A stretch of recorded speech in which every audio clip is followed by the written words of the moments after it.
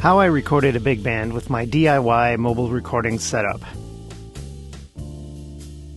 Introduction.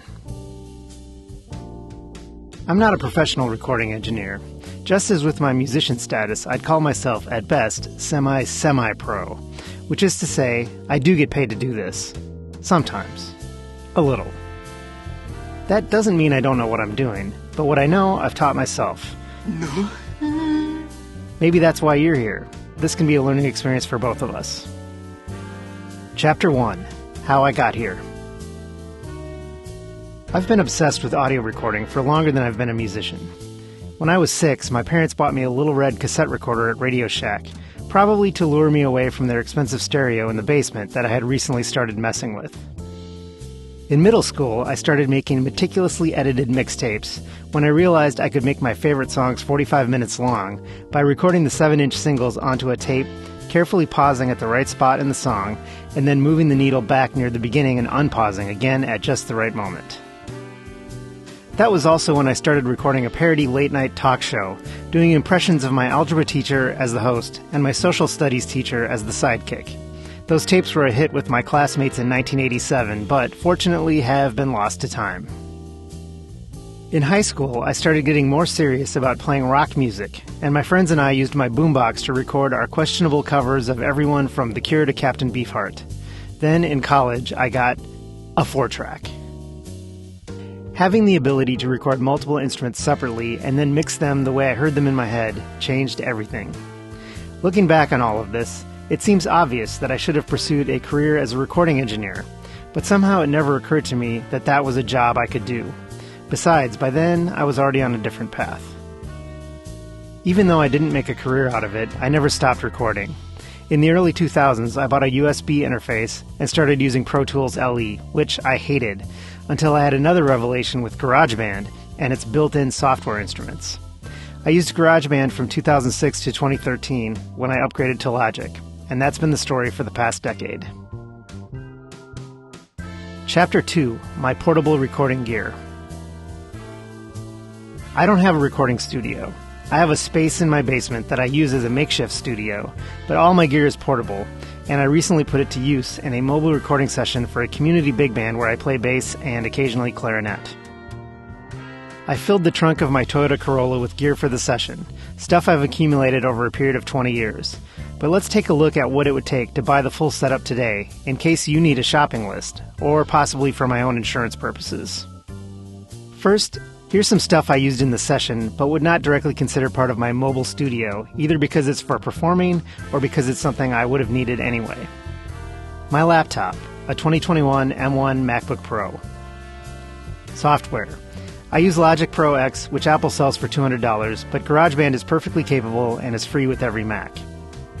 2 phones for video. I used my everyday iPhone 13 mini and a Google Pixel 3a I own for testing as a web developer. My instruments. For this session, I played a Yamaha YCL 450N clarinet and a Squier 40th Anniversary Vintage Edition precision bass. My amp, an acoustic B100C. Some headphones. Any will do. Seriously. You may also need an 1/8" to 1/4" adapter to plug them in. 1 1/4" instrument cable to plug my bass into my amp, and my clip-on guitar tuner. 2 USB power bricks and 3 long USB-C cables to keep the phones and Tascam powered. That's coming up in the next list. 1 roll of masking tape. So that leaves the gear I only own specifically for recording. Here is your shopping list. Focusrite Scarlett 18i8. It has 4 combo XLR/1/4" inputs on the front and 4 1/4" line inputs on the back. 4 Shure SM57 microphones. I use 2 SM57s and 2 Shure-made Radio Shack mics I've owned for 20 years. Also the aforementioned Tascam DR40X. I used it to record stereo as a backup in case something went wrong. More on this in a bit. 4 long XLR to XLR mic cables. I recommend they all be at least 15 feet, with one being at least 25 feet. 1 XLR to 1/4" cable, for DI from the bass amp to the Focusrite line-in. This is mainly because the mics were already using all of the XLR inputs on the front of the Focusrite. Normally I'd run the bass DI into one of the front inputs. 4 additional 1/4-inch instrument cables for stereo out from the keyboard to its amp, and from that amp to the Focusrite line-in. Again, I'd recommend at least 10 to 15 feet long, but it depends on your physical setup. 1 boom mic stand for a drum overhead. 2 straight mic stands. 1 power conditioning power strip. 3 tripods, 2 for the phones, 1 for the Tascam. And 2 tripod phone mounts. Gaffer tape would have been ideal, but I didn't have any on hand, so I used masking tape. It doesn't work quite as well as gaffer tape for this purpose, but it got the job done. Do not use duct tape. It will leave residue on the floor, so the custodial crew will hate you. And it will leave residue on your cables, so you will hate yourself. Okay, I put everything in my Sweetwater cart. Let's check out the grand total. Yeesh. Again, remember, I accumulated most of this stuff over a period of many years. The only things I bought new, specifically anticipating this session, were the Focusrite, a second SM57, and the boom stand. The Focusrite was an upgrade from a 4i4 I had owned for about 6 years and have since sold on eBay. Of course, there are sometimes opportunities to bundle and save, which I did at least once along the way. Chapter 3, Setting Up. Here's a key factor in any mobile multi-track recording project: the logistics of setting up. The community big band rehearses in a high school band room. The concert band rehearses from 6:30 to 8 p.m., and the big band from 8 to 9. The doors opened at 6 o'clock, and I had exactly a half hour to get all of my gear from the trunk of my car into the band room and get it all roughly set up so that when the switchover happened, we would be ready to record with minimal downtime. I used every bit of that half hour getting things in place. We weren't using the school's acoustic piano because, well, let's just say hiring a piano tuner is not in the school's current music budget. So with its quilted cover in place, the top became my mixing desk. I had my laptop and the Focusrite set up there. I placed the mic stands, ran all of the cables, and taped everything down. Do not overlook that step. There were about to be 50 people busily milling around that room, and I didn't want anyone to trip over mic cables, both for their sake and to ensure that my Focusrite and laptop didn't get yanked off the top of the piano. That roll of masking tape was both the cheapest and most valuable thing I brought into the room. I ended up using 7 of the 8 analog inputs on the Focusrite. All 4 mics were plugged into the front. My mic setup consisted of the 2 Shure SM57s on stands in front of the lead tenor sax and the bari sax, pointed slightly inward and down, to get a good live stereo mix of the full horn section. One of the Radio Shack mics on the boom stand above the drum kit, and the other Radio Shack mic as a handheld for the vocalists. More on the vocalists later. Input 1 was horns left, input 2 horns right, input 3 drum overhead, and input 4 vocals. On the back of the Focusrite, I ran the bass DI into input 5 and the keyboard stereo DI into inputs 7 and 8. I didn't use input 6. As 6:30 rolled around, I quickly checked that my Logic project, which I had already configured with all of the tracks and their corresponding inputs before I showed up, was receiving input from everything. Yep, looks good. Then it was time for rehearsal. Chapter 4, Time to Record. At 8 o'clock, the big band began setting up. Once everyone was in place, I first made sure the horn mics were positioned properly. Well, I would like to say that's what I did. On the first of the 2 nights we recorded, yes, I did. But the second night, a week later, I forgot. And that's where the Tascam came in handy. Because the mic positioning was off, the mix from the second session was trumpet heavy, with almost none of the alto saxes. But I had the Tascam positioned on the floor by our conductor, which, while it turned out to be terrible for a full band mix, was perfect for bumping up the altos in the overall mix. So, for the 2 songs we recorded in the second session, I selectively mixed in the Tascam tracks whenever the altos were playing. Okay, now where was I? Ah yes, the horns. With everyone in place, I needed to check levels, so I told everyone to make as much noise as possible. Alright, can everybody play? Make as much noise as possible. Okay.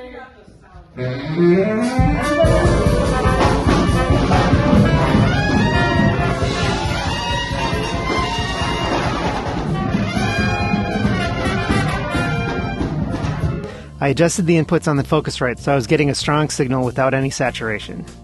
Next, and this is another thing not to overlook, especially when you have upwards of 15 acoustic instruments in the room, it was time to tune. It's easy to ignore minor intonation issues in a rehearsal or even in a live performance, but on a recording they're very noticeable and somehow get worse with each additional listen. Typically, a recording engineer would be monitoring things as they go, but of course I was also playing in this band. So after double and triple checking that Logic, the Tascam, and both phones were all recording, I took my position with the group and we got started. In the days of tape, engineers had to be cautious about waste. But since this is all digital, and we had hundreds of gigabytes of storage to work with, I was happy to just let things roll for the full hour, and I would edit down the actual performances later. Not having to worry about stopping and starting made it much easier to just spend the hour focusing on playing. The big band rehearsal is the last thing to happen in the school on Tuesday nights, and the night crew is eager to get us out the door. So teardown was even more frantic than setup. This is the way with just about any gig, though. I arrive with cables neatly wrapped and everything in a logical place. But when it's over, I just throw everything in bags as quickly as possible and dash for the exits. I can sort it all out when I get home. Chapter 5. Making the Mix. What makes a good mix? There are a lot of factors. For me, I want to be able to distinctly hear each instrument. I want the balance to be good. I want some stereo separation, but not like Beatles-style stereo separation. If you know, you know.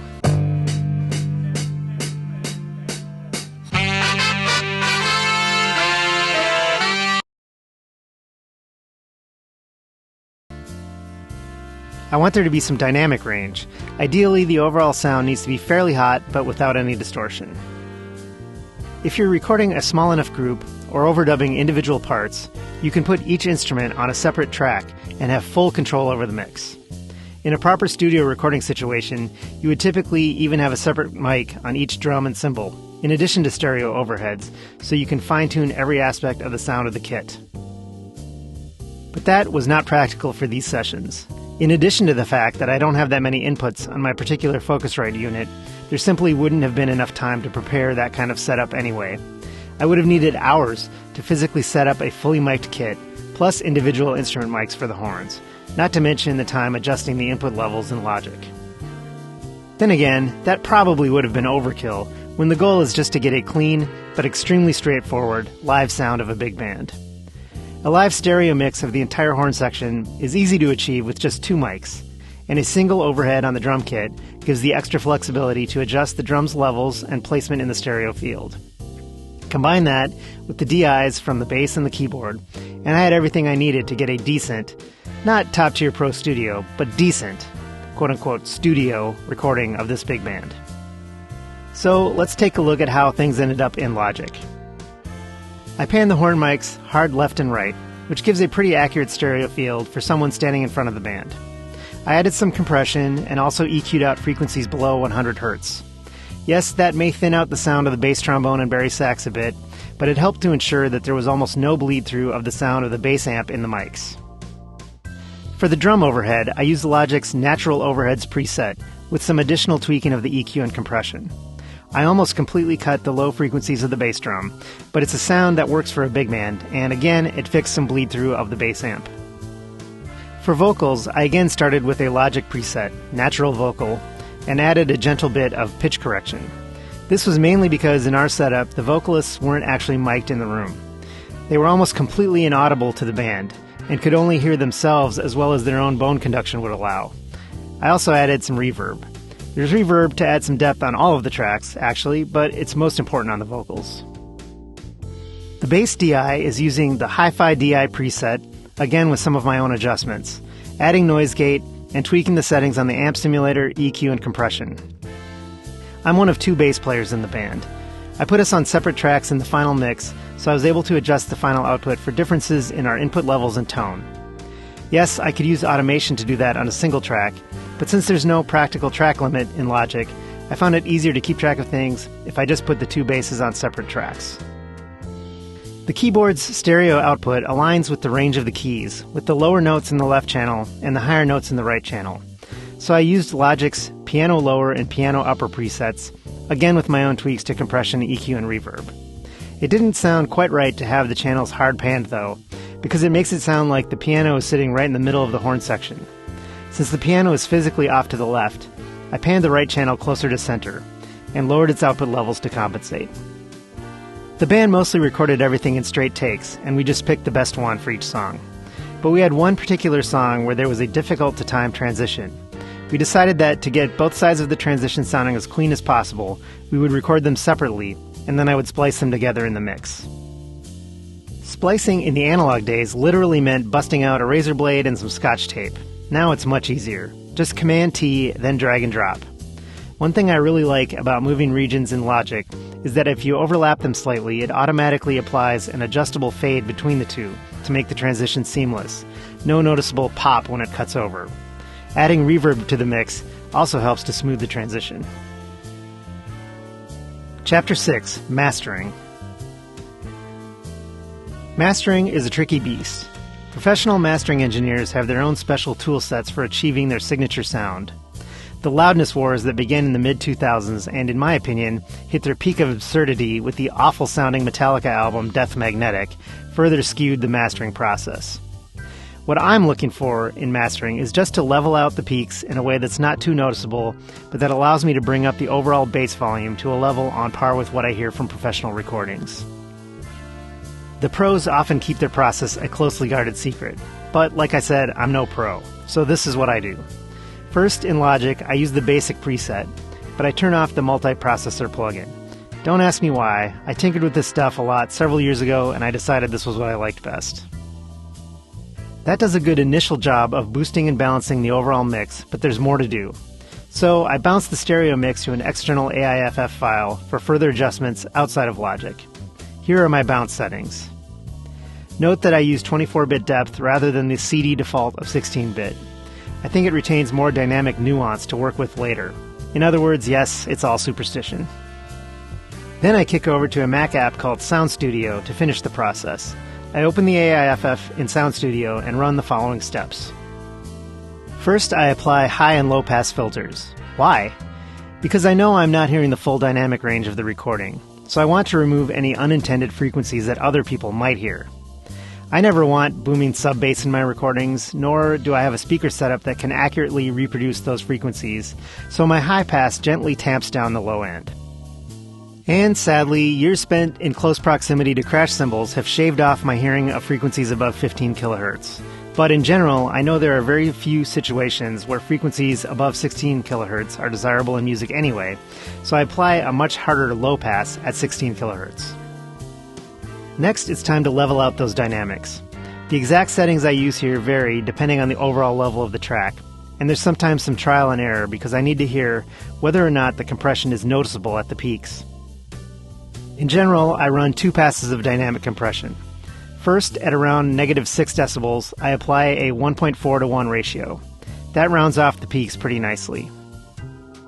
Then, to flatten it a bit more for modern ears, I apply a harder 4 to 1 ratio, 1 decibel higher, so in this case, -5 decibels. That will catch any of the spikes that are still present from the first round of compression without things sounding totally hammered. Finally, I apply normalize to bring everything up to the maximum level without clipping, and we're done. Again, I am no expert in this. I'm just describing what I do.